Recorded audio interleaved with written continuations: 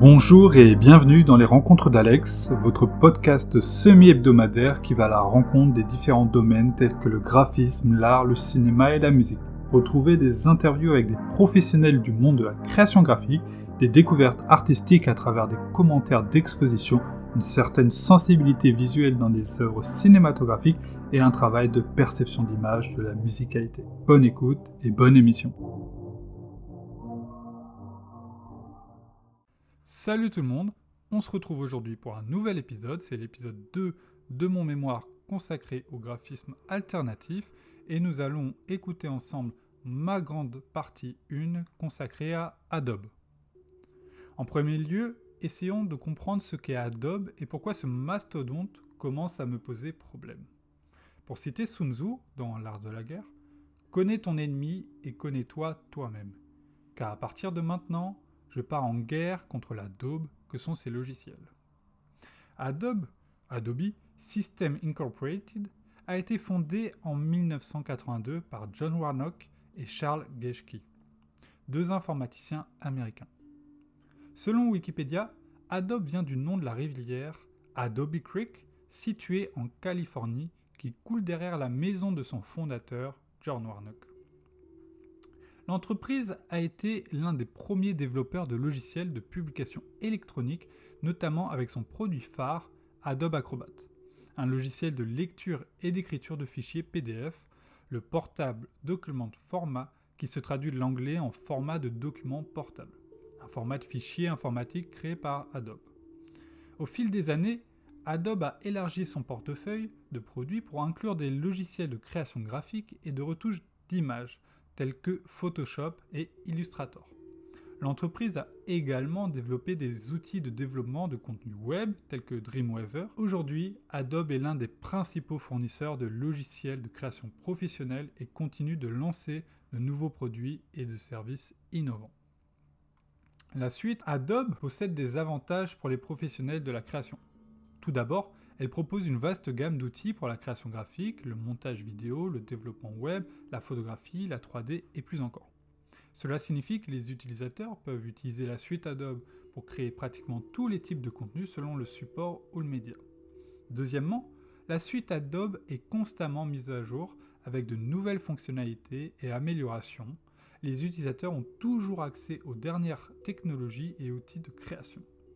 Enfin, la suite Adobe est facile à utiliser et offre une excellente intégration entre ces différents outils, ce qui permet aux utilisateurs de travailler de manière efficace à travers les différents logiciels. Adobe propose un abonnement pour accéder à ces logiciels, appelé Creative Cloud. Il comprend une variété d'applications et de services pour la conception graphique, le montage vidéo, le développement web, la photographie, des applications mobiles et des services cloud. Pour accéder à Creative Cloud, il faut souscrire à un abonnement mensuel ou annuel. Les logiciels sont téléchargeables sur Internet et peuvent être utilisés sur un ordinateur local pendant toute la durée de l'abonnement avec des mises à jour en ligne et plusieurs langues incluses. Creative Cloud a d'abord été hébergé sur Amazon Web Services et depuis la version 2017 hébergé sur Microsoft Azure. Adobe Creative Cloud est donc un Software as a Service, un SaaS, plutôt qu'un logiciel acheté sous forme de licence.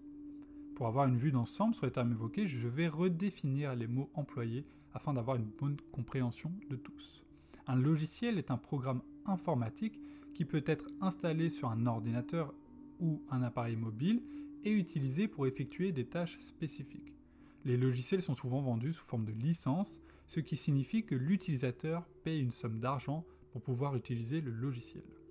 Le Software as a Service, donc le SaaS, également connu sous le nom de logiciel en tant que service, est un modèle de distribution de logiciels dans lequel le logiciel est hébergé sur des serveurs distants et est accessible en ligne via un navigateur web ou une application. Les utilisateurs ne payent généralement pas pour une licence d'utilisation du logiciel, mais plutôt pour un abonnement qui leur donne accès à l'application ou au service pendant une période déterminée. Il y a plusieurs différences clés entre les logiciels et les SaaS. Tout d'abord, les logiciels sont installés localement sur un ordinateur ou un appareil mobile, tandis que les SaaS sont accessibles en ligne, même s'il existe des versions en local.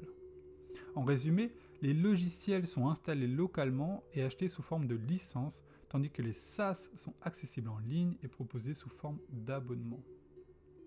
Le mentaliste, humoriste et vidéaste web français Fabien Olicard, dans sa vidéo du 11 décembre 2022 intitulée « On va tous se faire avoir, le problème des abonnements », soulève une question intéressante en ce qui concerne l'utilisation de logiciels de montage vidéo tels qu'Adobe Premiere Pro. Il mentionne que dans le passé, lorsque les utilisateurs devaient acheter des logiciels, ils avaient la possibilité de posséder physiquement le logiciel, soit sous forme de CD ou de clés de produit ou d'activation qui certifiaient l'authenticité de la copie du logiciel. Il souligne ensuite que les utilisateurs étaient libres de faire ce qu'ils voulaient avec leur logiciel, comme le revendre, ne pas l'utiliser pendant un certain temps, attendre 5 ans pour réutiliser s'ils avaient soudain besoin de le faire. Mais maintenant, avec l'introduction des modèles d'abonnement, les utilisateurs n'ont plus la possibilité de posséder les logiciels, ils ne font que les louer. Il mentionne également plusieurs problèmes liés à ce modèle d'abonnement, tels que le coût à long terme plus élevé pour les utilisateurs et la nécessité de payer de nouveau pour avoir accès au logiciel, même pour des tâches mineures. Il souligne qu'avec ces abonnements, il n'est plus possible de continuer à utiliser les logiciels indéfiniment et que les utilisateurs sont contraints de continuer à payer pour les utiliser.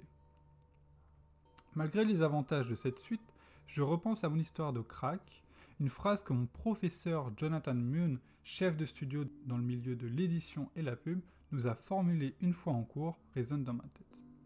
Utiliser les cracks de la suite Adobe, ce n'est pas respecter les personnes qui ont travaillé dessus, ok ? Et c'est attendre à ce qu'on ne respecte pas votre travail.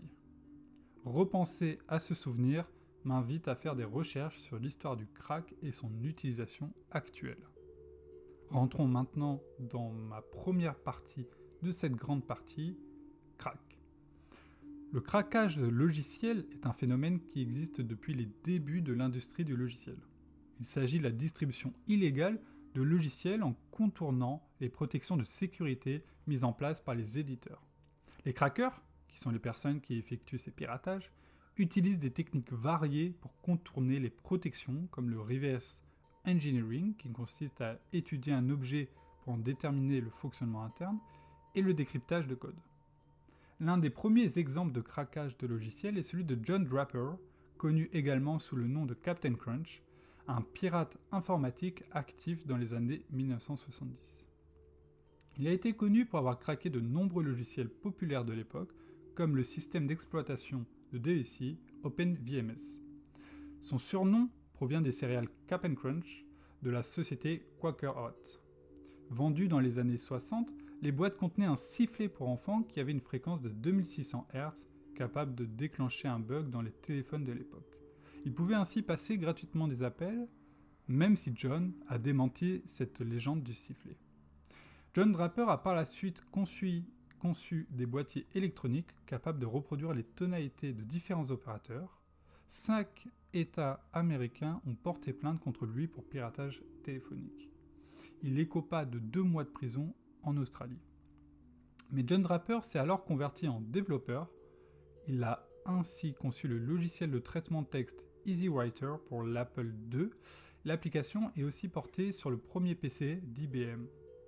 John Draper a travaillé pour plusieurs sociétés de la Silicon Valley et fondé une société de sécurité. Un autre exemple important est celui d'Eric Corley, également connu sous le nom d'Emmanuel Goldstein, fondateur de la revue 2600 The Hacker Quarterly. Corley a été poursuivi en justice pour avoir diffusé des informations sur les méthodes de craquage de logiciels dans sa revue. Le procès a finalement abouti à un acquittement, mais il a suscité un débat sur la liberté d'expression et la propriété intellectuelle. D'autres exemples de craquage de logiciels ont été les groupes de pirates tels que The Scene ou The War is Scene, qui ont contribué au partage de logiciels piratés à grande échelle. Le craquage est un élément clé de The Scene depuis ses débuts. Une partie de cette communauté, parfois appelée scène du crack, se concentre sur la création de crack et de keygene, des clés de licence pour les logiciels. L'attrait de cette activité réside dans le défi qu'elle représente. Le groupe de craquage de jeux, Skid Row, a déclaré « Gardez à l'esprit que nous faisons tout cela parce que nous le pouvons et parce que nous aimons l'excitation de la victoire sur les autres groupes concurrents. Nous ne faisons absolument pas toutes ces sorties pour plaire à l'utilisateur général qui préfère dépenser son argent pour se mettre à jour avec le dernier matériel et voit les sorties de la scène comme une source pour jouer à tous ces jeux gratuitement.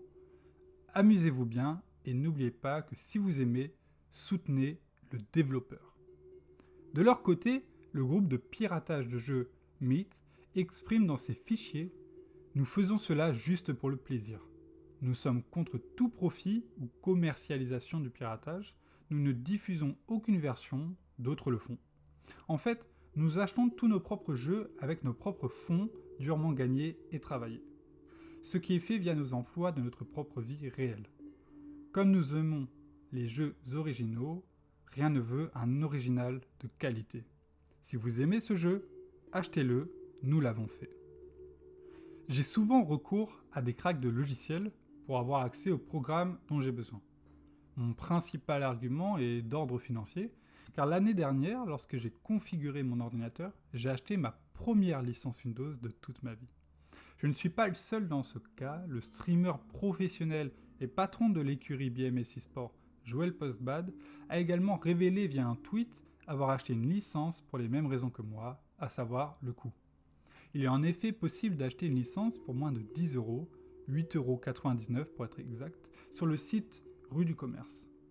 Bien que les versions sans licence ne me dérangent pas, avec quelques inconvénients superficiels tels qu'un watermark en bas de l'écran et l'impossibilité de personnaliser complètement les paramètres, une conversation avec mon ami Francis, également passionné de technologie, nous avons tous les deux monté nos ordinateurs en nous conseillant mutuellement, m'a fait passer le cap.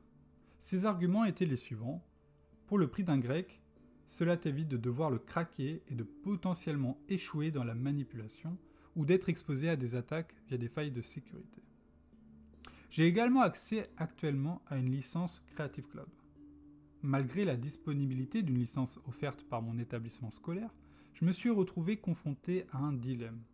L'idée de devoir désinstaller toutes mes applications Adobe et de les télécharger à nouveau officiellement pour pouvoir utiliser cette licence me causait des difficultés. Cette situation m'a amené à me poser la question de ce qui se passerait si je me connectais à ma version craquée avec une licence officielle. Toutes ces informations me font questionner sur ces outils que j'utilise tous les jours depuis si longtemps. Est-ce qu'Adobe serait au courant que ce compte utilise une version non officielle ? Cela nous amène à ma deuxième sous-partie, à savoir Creative Crack. Pendant longtemps, afin d'avoir les versions craquées sur Windows, il fallait juste remplacer le fichier amtlib.dll d'origine par une version altérée trouvable en ligne pour profiter illégalement de ces outils. Je n'invite personne à reproduire ces gestes illégaux. Cependant, cette méthode a pris fin pour les nouvelles versions peu de temps après qu'Adobe ait changé son format de distribution par un système de souscription par mois plutôt que la vente directe de son produit. D'après la base de données System Explorer, amtlib est un fichier développé par la compagnie Adobe Systems Incorporated. Celui-ci permet de gérer les licences de sa suite depuis au moins 2010, vu la présence de blogs et d'articles à son égard afin d'avoir Photoshop CS4 sorti en avril 2007. Fait intéressant qu'il suffise de changer un simple fichier pour accéder à tout un panel d'offres, sachant que ce fichier est développé par Adobe et peut donc savoir comment les cracks sont faits et les corriger. Selon le site Mac Generation, Adobe perd de l'argent de par ses piratages, mais la viralité et la gratuité de ces versions pirates leur permet d'assurer la promotion et l'utilisation de leur logiciel. Le programmeur australien Lachlan Shaw-Smith a avancé que la popularité et l'utilisation largement répandue des solutions logicielles d'Adobe pourraient être attribuées à une certaine tolérance envers le piratage de ces logiciels. Selon l'utilisateur George M. Enack, chef de projet dans une entreprise de technologie, en ne corrigeant pas trop rapidement les vulnérabilités de sécurité qui permettent la contrefaçon des logiciels, Adobe a été en mesure d'acquérir une reconnaissance et une notoriété sur le marché, et cela a conduit à une utilisation croissante de ces solutions par de nombreux utilisateurs professionnels dans divers domaines, D'après lui, la seule raison pour laquelle les gens disent qu'une image est photoshopée et non altérée numériquement est que le piratage a rendu le logiciel disponible pour que tout le monde puisse les utiliser et les apprendre. Selon The Verge, l'utilisation du verbe photoshopper dans les publications journalistiques a fait ses débuts dans New York Times, qui a publié un article en 2006 sur un mannequin dont le corps avait visiblement été retouché avec Adobe Photoshop. De nombreuses personnes avancent que la plupart des individus qui ont piraté les logiciels Adobe finissent souvent par les acheter légalement, soit par une certaine culpabilité, soit parce qu'ils évoluent vers des domaines professionnels et n'ont plus besoin de les utiliser de manière illégale. Mais cette affirmation fait polémique et ne fait pas l'unanimité. Cependant, il est certain que ces versions pirates communiquent avec les serveurs officiels. Preuve en est, certaines fonctions relatives à des outils particuliers, tels que l'export avec Adobe Media Encoder, affichent un message de connexion au service d'Adobe, notamment au serveur Dynamic Link. En fait, le logiciel pratique le phoning home, appel à la maison en français, un terme utilisé en informatique et qui définit le comportement des systèmes de sécurité qui signalent à un autre ordinateur l'emplacement du réseau, le nom d'utilisateur ou d'autres données. Dans le cas d'Adobe, pour vérifier si la licence est légitime, et si ce n'est pas le cas, il donnera un écran expliquant qu'il a verrouillé le logiciel. Il existe des moyens de contourner cette méthode de protection en coupant la connexion Internet lors de l'utilisation du programme ou en utilisant un firewall par feu qui surveille et contrôle les flux de données pour empêcher le programme de communiquer avec les serveurs de vérification. Un des désavantages de ce dispositif est la possibilité de bugs et de problèmes de connexion au service. En mai 2014, il y a eu une interruption du service pendant plus d'une journée en raison d'une panne de connexion. Adobe a présenté des excuses pour cette panne mondiale, mais a répondu qu'il ne pouvait pas offrir de rémunération pour la durée de la panne et qu'il traiterait les réclamations de manière individuelle. Cette panne a été sévèrement critiquée, ainsi que le modèle de service d'Adobe en général. En janvier 2023, un petit scandale a vu le jour. Selon des artistes, Adobe pourrait utiliser les données de leurs utilisateurs pour étudier le processus créatif afin de développer sa propre intelligence artificielle. Cependant, Adobe a nié ces accusations et a indiqué qu'il ne connecte pas les informations de leurs clients à cette fin. Il y a cependant un paramètre dans Creative Cloud qui permet à Adobe d'analyser le contenu de l'utilisateur à des fins d'amélioration des produits, et celui-ci est activé par défaut. Certains artistes s'inquiètent que leur processus créatif soit utilisé pour automatiser leur travail. Cela nous amène à la troisième sous-partie de ce grand 1, un phénomène reconnu. L'utilisation de versions craquées de logiciels est un phénomène largement répandu dans les milieux professionnels de la création graphique. Bien qu'il soit souvent considéré comme un sujet tabou, cette pratique est souvent tolérée, même dans les milieux professionnels où elle est souvent considérée comme une nécessité. Par exemple, dans mon agence, une petite structure avec 3 créatifs à temps plein, j'ai recours à des versions craquées, ce qui résulte au fait que je n'ai pas accès à toutes les fonctionnalités disponibles, et je dois demander à mes collègues de télécharger des images de la banque d'images Adobe Stock à l'aide de leur compte pour les utiliser. Il y a également des personnalités qui ont annoncé publiquement leur utilisation de logiciels craqués, comme c'est le cas du styliste français Pierre-Louis Auvray, créateur de la marque Forbidden Knowledge, qui a annoncé dans une story Instagram en décembre 2022 avoir acheté pour la première fois une licence Adobe. Cela laisse à penser que depuis ses débuts, il n'a pas eu accès à des licences légales. Bien que cette pratique soit courante, il est important de souligner qu'elle est illégale et peut entraîner des conséquences juridiques pour les utilisateurs et les entreprises qui y ont recours. En 2015, Adobe a entamé une action en justice contre le fabricant de vêtements Forever 21 pour avoir piraté des copies de Photoshop et d'autres logiciels. L'action en justice a été déposée devant le tribunal de district de Californie et inclut également les sociétés Autodesk et Corel en tant que plaignants. Les documents déposés affirment que Forever 21 a piraté ses logiciels malgré les avertissements d'Adobe concernant la contrefaçon.